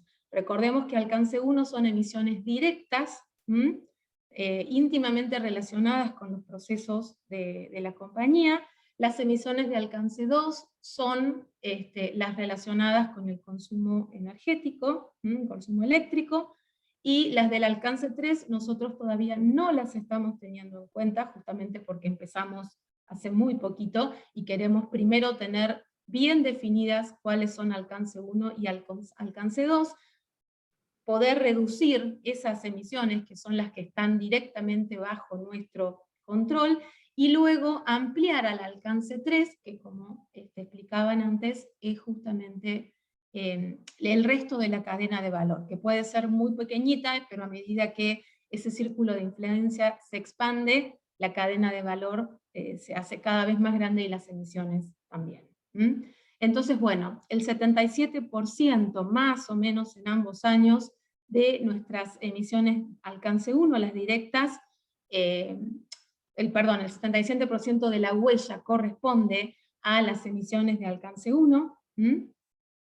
También entendimos una particularidad que tenemos en nuestras operaciones, que es todos los activos convencionales, Bajada del Medanito y Entre Lomas, ¿sí?, por el tipo de diseño y el tipo de proceso, con el tipo de filosofía con las cuales fueron diseñadas, emiten mucho más que el nuevo desarrollo que estamos haciendo desde cero, desde de Bajada del Palo, que es el activo no convencional en Vaca Muerta. Entonces tenemos esa particularidad, por eso ven la diferenciación en la parte derecha del gráfico, donde hablamos de un concepto que se llama intensidad de emisión, ¿sí? La intensidad de emisiones de gases de efecto invernadero es justamente un indicador que se usa también internacionalmente, que se define como los kilogramos ahora, no las toneladas, los kilogramos de CO2 equivalentes por unidad, ¿sí?, producida. En este caso nosotros estamos usando barriles de petróleo equivalentes. Entonces ustedes ven que para el año 2019, por ejemplo, tenemos una intensidad de 41, ¿sí?, en la parte de convencional, y una intensidad de 23, casi 24, para la parte de no convencional. ¿Sí? En el año 2020 tenemos una intensidad de 46 para la parte de convencional, y 23 para la parte, casi 23, para la parte de no convencional.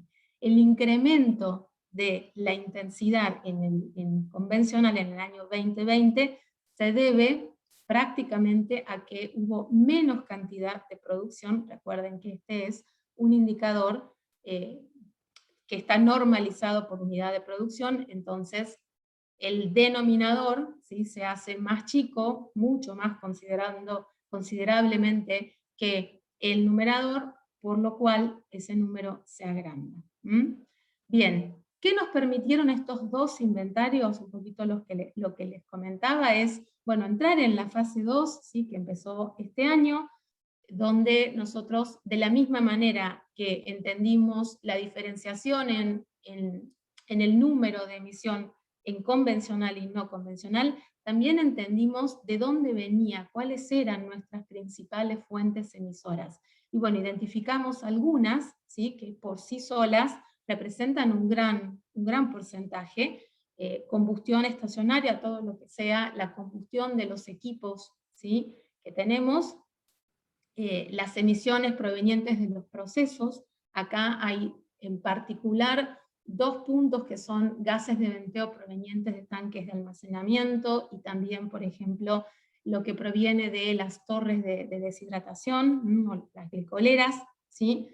Entonces, lo que estamos haciendo actualmente justamente es armar un plan de acción. Eso está pasando justamente este año, estamos trabajando actualmente en esto, en armar un plan de acción que tenga como objetivo específicamente estas fuentes emisores que tienen mayor representación, ¿sí? De manera que vamos a los puntos más críticos para atacarlos y para reducirlos.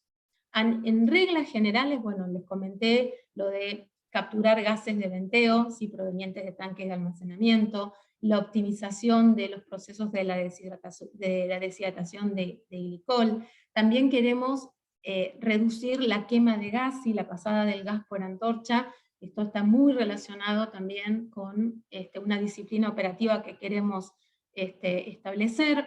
Queremos también reemplazar el gas de instrumentos, ¿sí?, por aires. Y bueno, finalmente detectar las emisiones fugitivas de metano, que también son sumamente importantes porque el metano es mucho más dañino, si tiene un poder específico de calentamiento entre 22 y 25 veces mayor al CO2, con lo cual también reduciendo las emisiones fugitivas de metano vamos a tener un impacto muy grande. Por eso es uno de los ejes principales del trabajo que estamos haciendo. Dos compromisos muy grandes para este año tomamos. El primero es un poquito lo que les contaba, es desarrollar un plan de acción multianual que nos lleve a reducir esas emisiones directas e indirectas, ¿sí? Alcance 1 y alcance 2. En este momento no estamos tomando alcance 3, pero sí alcance 1 y alcance 2, porque es lo que controlamos nosotros, ¿sí? Es lo que está bajo el control de la compañía y tiene una inherencia absoluta sobre eso. Y hacia final de año, una vez que ya tengamos desarrollado este plan de acción, lo que queremos hacer es justamente establecer objetivos corporativos, ¿sí? Mirando diferentes horizontes, 2025, 2030, 2035, hasta llegar a 2050. Y esto queremos hacerlo justamente en línea con lo que establece el Acuerdo de París en 2015, del cual ya se habló, de manera que podamos tener, ¿sí?, o mantener el aumento de la temperatura global no más de 2 grados, comparado con niveles preindustriales. Entonces, básicamente, arrancamos en sustentabilidad el año pasado, pusimos objetivos muy, muy concretos. lo seguimos teniendo, tomamos estos dos objetivos para el 2021, y estos dos objetivos los tomó el directorio, ¿sí? Entonces realmente viene de la parte más fuerte de la corporación, y justamente para final de este año, para la publicación del próximo reporte, lo que queremos hacer es públicamente anunciar nuestros objetivos corporativos de reducción, acompañado y obviamente soportado por un plan de acción multianual, ¿sí? Que nos va a llevar de la mano para que podamos llevar a cabo ese compromiso, ¿sí? Lo último que les dejo, sé que estamos cortos de tiempo, les dejo el link acá, cualquiera de ustedes tiene acceso, publicamos el primer reporte el 27 de abril, tienen un montón de información sobre la compañía, sobre lo que está haciendo, en muchos temas de sustentabilidad, no solamente en cambio climático. Van a Vista Oil and Gas, sección de sustentabilidad, y ahí van a encontrar el reporte. Hay un montón de esfuerzo puesto en todas las personas que trabajan en la compañía día a día, llevando a cabo estas pequeñas acciones que en definitiva nos ayudan a construir un mundo mejor, que es lo que de alguna manera todos buscamos y todos queremos desde diferentes partes, desde diferentes industrias. Eso es todo de mi lado, Ale. Muchas gracias, Gabriela. También agradecemos a Florencia, a Federico y a César por esta exposición realmente muy esclarecedora y con un gran aporte técnico.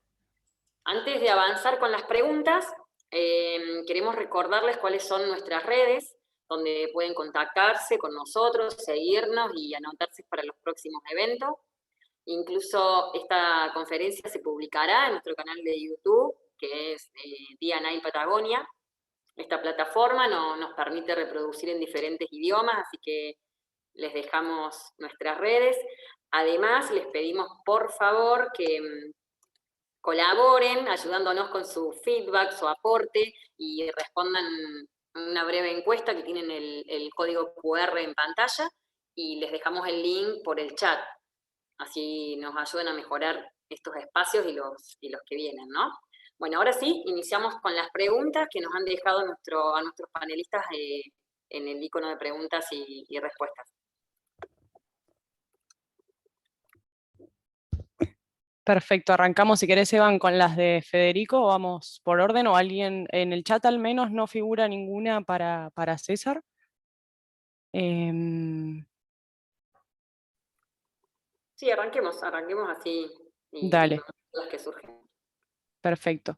Bueno, esta por ahí para Federico y Florencia, lo que consultan puntualmente es en qué sector de la industria petrolera se emiten más gases de efecto invernadero. Gabriela mostró el caso de Vista, pero no sé si Florencia o Federico tienen otros números en mente por ahí más globales. Flor, ¿querés responder vos? Hola, sí. Del sector petrolero, las importantes emisiones se generan en todo lo que es la parte de los combustibles fósiles, lo que es para el transporte, en todo el procesamiento en el downstream y en los derivados del petróleo. Eso genera un grado de emisiones muy importantes de CO2. Yo creo que ahí hay un foco importante. Por eso una de las iniciativas, bueno, relacionadas con el transporte es tratar de reconvertir, y me parece que hay una tendencia a nivel mundial de ir un poco más a lo que es transporte eléctrico, en detrimento del transporte tradicional, ¿no? A menos consumo de combustibles fósiles, incluso mezclas con biodiesel. También estas iniciativas están mejorando mucho el grado de emisiones del sector. Perfecto.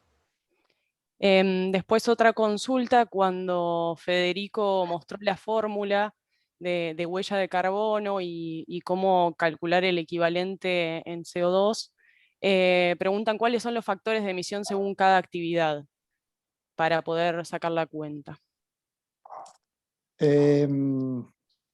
A ver, o sea, hay infinitos factores de emisión en realidad, hay muchísimos, depende muchísimo de cada combustible, después depende de si es, por ejemplo, el sector eléctrico, el consumo eléctrico, va a depender de si esa, de en qué país estés en primer lugar, porque depende mucho del factor de emisión de cada red, o sea, cada red energética tiene determinado un factor de emisión que se calcula, y ese es el factor que corresponde. Argentina tiene un solo factor de emisión, en otros países con redes diferentes, algunas interconectadas o no, cada red tiene su propio factor de emisión, pero después tenés, para cada tipo de actividad, para cada fuente, tenés factores de emisiones independientes. Por ejemplo, un producto consumido en tu cadena de producción puede tener un factor de emisión específico de ese producto, y bueno, y así sucesivamente para cada dato de actividad, para cada fuente de un dato de actividad y un factor de emisión específico. Los factores de emisiones pueden ser genéricos, globales, tomando valores default, o pueden ser ya calculados, estimados localmente. Siempre se busca, obviamente, tener una fuente lo más cercana posible, o sea, si ese factor de emisión se calculó directamente con datos locales, es mucho más preciso que si fuera utilizado un factor de emisión global o default. Así que, en principio, hay que tratar de buscar factores de emisiones que se consigan en investigaciones, a partir de investigaciones locales o en bibliografía local. Si no, se recurre a lo que propone Naciones Unidas o diferentes organizaciones internacionales que tienen publicados varios factores de emisión globales. Excelente, Federico, muy claro. Te hago dos consultas más en una, que creo que están alineadas. Mónica pregunta si podrías explicar más detalladamente lo que son los créditos de carbono, y otra persona también comenta cómo crees que impacta el verdadero compromiso de las organizaciones en tener la posibilidad de acceder a créditos de carbono. Bueno, la primera, un crédito de carbono es un certificado de reducción de emisión. Es decir, es lo que certifica un proyecto de reducciones de emisiones, por ejemplo, una central, un parque eólico, un parque solar, un proyecto forestal, todos esos diferentes tipos de proyectos que yo les mencionaba, un proyecto de tratamiento de efluentes a partir de, por ejemplo, captura de biogás. Diferentes tipos de proyectos tienen la posibilidad de medir reducciones de emisiones y certificarlas bajo un estándar que puede ser un estándar del mercado voluntario o el mercado regulado. Los más reconocidos son el MDL, el BCS o el Gold Standard. Ese certificado, que equivale a una tonelada de CO2 equivalente, tiene la posibilidad de ser comercializada en el mercado y consumida por quien desee, o porque está obligado a reducir emisiones, porque está dentro de un mercado regulado, quien desee reducirlas a partir de una obligación, o quien lo haga de forma voluntaria porque se ha fijado una meta de reducción de emisiones dentro de una política de acción climática interna. La otra pregunta no me queda del todo claro, o sea, a ver si me la puedes repetir. Sí, te la repito. Dice, ¿cómo cree que impacta en el verdadero compromiso de las organizaciones tener posibilidad de acceder a créditos de carbono? Imagino que será qué postura tomarán las empresas una vez que sepan que van a poder acceder a créditos de carbono, digamos. Sí, o sea, la posibilidad de, si una empresa, una organización se plantea el objetivo de alcanzar la neutralidad de carbono, para lograrlo sí o sí va a tener que recurrir a sus emisiones remanentes, o sea, va a empezar, como comentábamos antes, va a empezar reduciendo sus propias emisiones todo lo más posible hasta que va a llegar a un punto que desde el punto de vista económico y técnico ya va a ser inviable seguir reduciendo. A partir de ahí va a tener dos opciones más: o invierte en un proyecto que reduzca emisiones y que él se genere sus propios créditos de carbono, sus propias reducciones de emisiones, que las podrá certificar o recurrirá directamente al mercado de carbono, donde están disponibles a la venta esos certificados de carbono. Para lograr la carbono neutralidad, sí o sí vas a tener que ir por alguna de las dos opciones. Entonces, me parece que es un poco una postura bastante lógica, en el sentido de que tiene que tiene esa herramienta disponible para poder alcanzar ese objetivo. Perfecto. Bueno, Bueno, después. tengo un par de preguntitas para Flor. Lu, ¿te parece? Sí, dale, eso, te paso ya la posta, Gaby. Creo que para Federico Dale. ya puntualmente no hay más preguntas. Perfecto, ahí procedo a son un par. Bueno, Flor, la primera pregunta que surge es si existe alguna penalidad por no cumplir la meta de la Ley de Energías Renovables.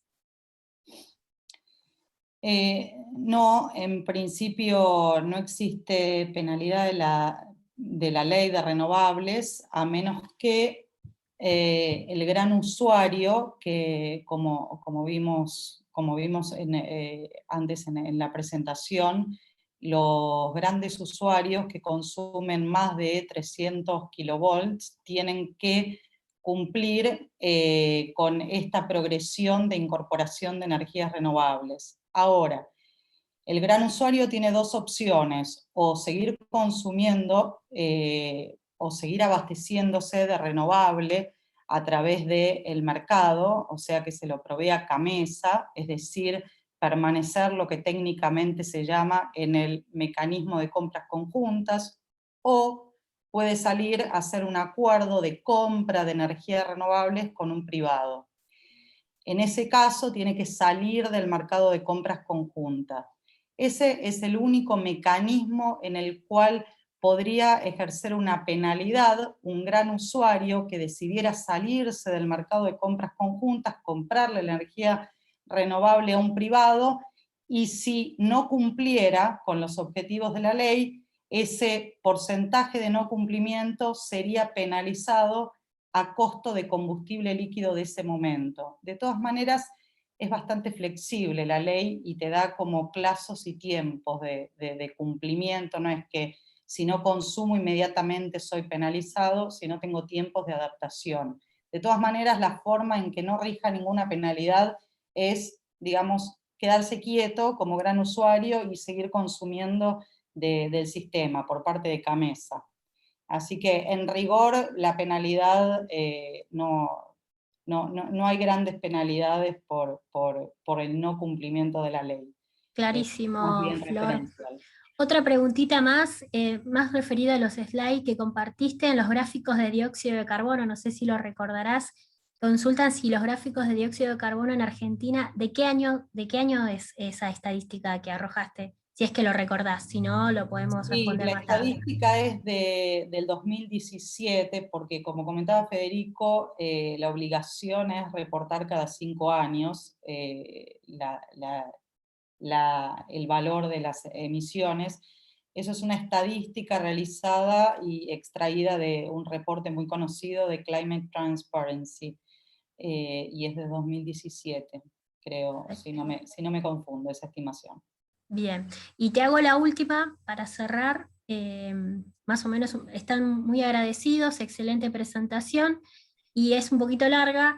En algunos lugares del mundo, como España, dicen las tasas de emisiones para la generación eléctrica lo único que han provocado es un traslado de los costos a los consumidores, por lo que se visualizó que puede no ser el mejor camino para desincentivar generación desde fósiles. En Argentina, ¿el impuesto al carbono está garantizado que sea usado desde el Estado para incentivar inversiones en renovables y reducción de emisiones? ¿Hay algún mecanismo estatal que garantice y se utilice con este fin? Quizás para vos o Fede, que puedan responder o no, la pregunta es bastante amplia. No, el impuesto al carbono no es ningún incentivo para invertir en energías renovables, es algo muy chico y solo está alocado a lo que son los combustibles líquidos, está exceptuado el gas natural del impuesto al carbono. De todas maneras, esta iniciativa de hace un par de años atrás tampoco representa mucho como ingreso fiscal, porque está en pesos y se va licuando con la propia devaluación, así que no es para nada representativo. Perfecto. No sé si Federico quiere decir algo más. Solo un comentario muy chiquito, y tampoco hay una claridad en la forma en que ese financiamiento, esos fondos que provienen del impuesto al carbono, sean después aplicados a políticas de mitigación o adaptación al cambio climático. O sea, eso no está claro y es una de las principales críticas que se le hace a todo el impuesto al carbono. El hecho de que no se sepa muy bien hacia dónde van esos fondos una vez que son recaudados por el Estado. Perfecto. Les hago la última porque la tenemos para cumplir. ¿Qué papel ven en la energía nuclear para el futuro?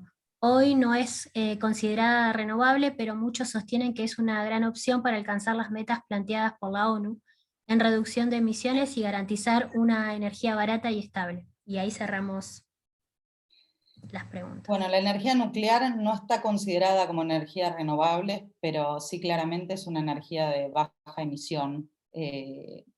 No veo, en Argentina en particular, hoy representa, no llega al 10% de la generación total, está entre 5 y 10%. Es importante, pero no es tan importante como en otros países. Tal vez en Francia gran parte de la energía es nuclear, y en el G20, que bueno, está compuesto por muchos de los países desarrollados, el porcentaje de nuclear es muy superior al de Argentina. Con lo cual sí la veo como una energía que va a aportar a bajas emisiones en lo que hace a la generación, aunque no es considerada renovable, pero digamos como que no importa que sea considerada renovable o no renovable, si el fin es ser sustentables y alcanzar estos objetivos globales planteados en el Club de París. Me parece que el fin es otro, más allá del nombre que le demos al tipo de energía. Perfecto, Florencia, clarísimo. Muchas gracias, Florencia y Federico. Gracias a ustedes por la invitación, muy amables. Buenas tardes a todos. En el chat tenemos una pregunta para César Patiño. Consultan cuáles son las expectativas de la SPE con respecto al programa Gaia y si tienen previsto algún foro o congreso.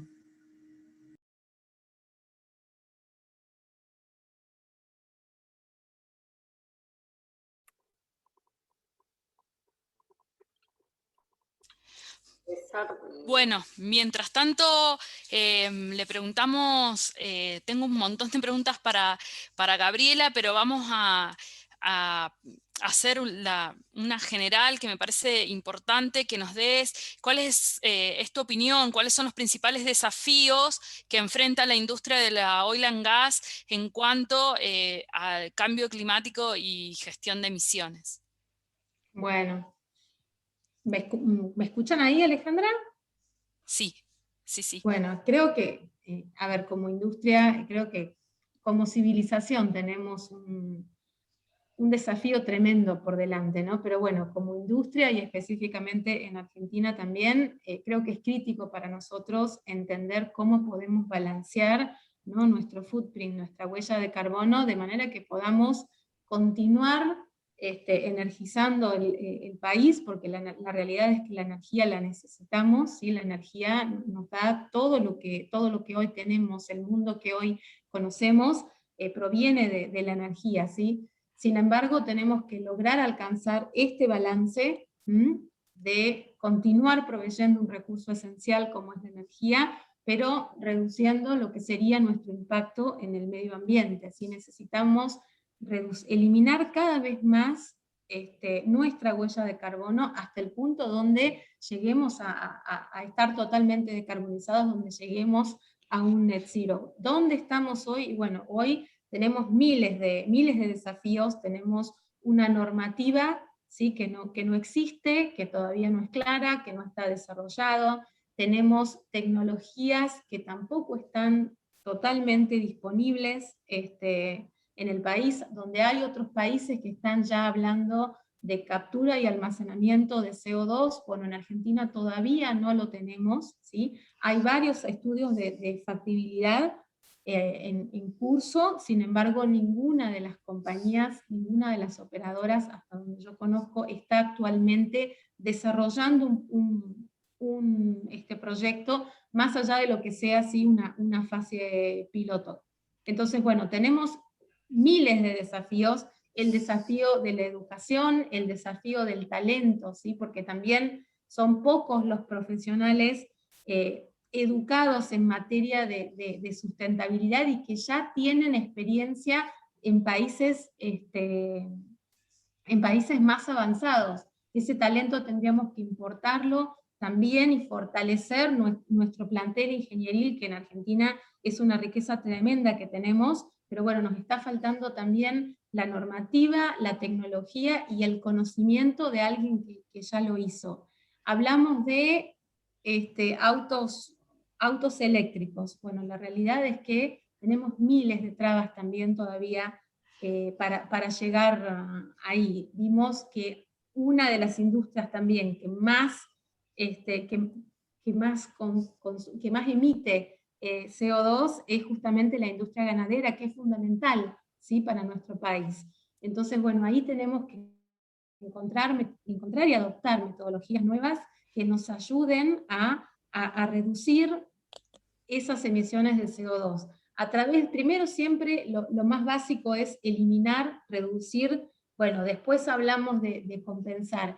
Y yo sé que hay muchas industrias ya, muchas compañías que están volcándose a planes de reforestación, no tanto energías renovables, pero sino planes de forestación, y el uso en general de soluciones, de procesos que ya existen en la naturaleza, ¿sí?, que pueden darse para almacenar dióxido de carbono o para reducir dióxido de carbono. Bueno, eso justamente también es lo que viene, ¿sí?, es utilizar procesos existentes en la naturaleza, lo que se llama Nature-Based Solutions, de manera que podamos justamente disminuir más y más nuestra huella de carbono. Tenemos miles de desafíos y un mundo por delante por hacer. Cada paso que damos es crítico, y la velocidad a la que nos movemos también es crítica en este viaje de decarbonización que nos toca. Y creo que es un viaje sumamente interesante porque nosotros estamos en un momento y somos una generación a la que le toca tomar cartas en el asunto y poner manos a la obra para decarbonizar el planeta. No es una tarea menor la que nos toca. Bien, y tengo otra más, y con esta, Gaby, ya cerramos la parte nuestra. Es a partir del inventario que comentaste que tiene Vista, ¿cómo proyecta sus acciones para minimizar el impacto de CO2? Bueno, un poco ahí lo habías comentado, sí, las acciones que estaban tomando, pero bueno, si nos podés reforzar el mensaje. Bueno, vamos con ese mensaje entonces. De nuevo, a partir del inventario, ¿qué nos permite el inventario? Bueno, el inventario nos permite conocer nuestra huella, que recuerden, dijimos, era aproximadamente 450.000 toneladas de CO2 al año. Quiero hacer un comentario acá. Depende mucho de cuánto produce una operadora, ¿sí? Cuál es el tamaño de la operadora, lógicamente. Para Vista, estos 450.000 son propios, son de Vista, con nuestra tecnología, con nuestro tamaño, si queremos comparar, y con nuestra ubicación geográfica, ¿sí? Si queremos comparar contra Exxon Mobil, que tiene muchísimos más activos en otras geografías, Exxon está produciendo 120 millones de toneladas de CO2 al año. Entonces, cuando decimos 450.000, ¿es poco, es mucho? Y depende de las operaciones, depende del ambiente operativo. No es lo mismo una operación en tierra que una operación en aguas profundas. Entonces, no es poco, no es mucho, es eso, son 450.000 toneladas de CO2 para Vista. Es eso lo que tenemos que reducir. ¿Qué nos da el conocimiento de nuestra huella de carbono? Bueno, por un lado, entender nuestras principales fuentes de emisiones, eso ya lo tenemos en claro. Ahora vamos específicamente a esas fuentes, a justamente armar un plan de acción que nos permita reducir las fuentes que son más dañinas. Eso es lo que estamos haciendo justamente. Nos va a dar como resultado a fin de año un plan plurianual, ¿sí?, de reducción, año a año, con diferentes horizontes, que a su vez es lo que nos va a permitir completar nuestra estrategia corporativa y decir, bueno, para el 2025 queremos reducir X porcentaje, para el 2030, para el 2040, para el 2050, ¿quién dice hablamos de net zero? No lo sabemos todavía. Eso lo vamos a publicar en el próximo reporte de sustentabilidad. Muchísimas gracias. Gracias, Alejandra.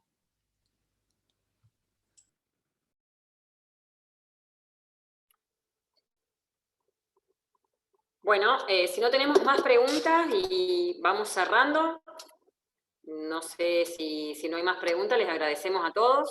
Las preguntas que no alcanzamos a contestar, Evan, las vamos a estar contestando por mail. Ahí están las redes, ahí está el mail. Por favor, contesten la encuesta.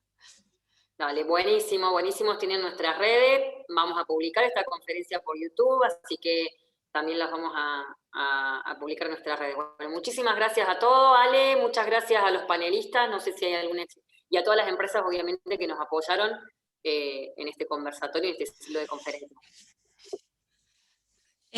Así es, muchísimas gracias a todos, a ProSustentia, a CFB, a Vista, a Pluspetrol, que nos ha facilitado la plataforma. Desde el Comité de Sustentabilidad de D&I de la SPE, les agradecemos a los disertantes y a toda la gente que se conectó y disfrutó, realmente disfrutó de este webinar. Muchísimas gracias, nos vemos en la segunda charla. Por favor, estén atentos en las redes que la vamos a estar publicando.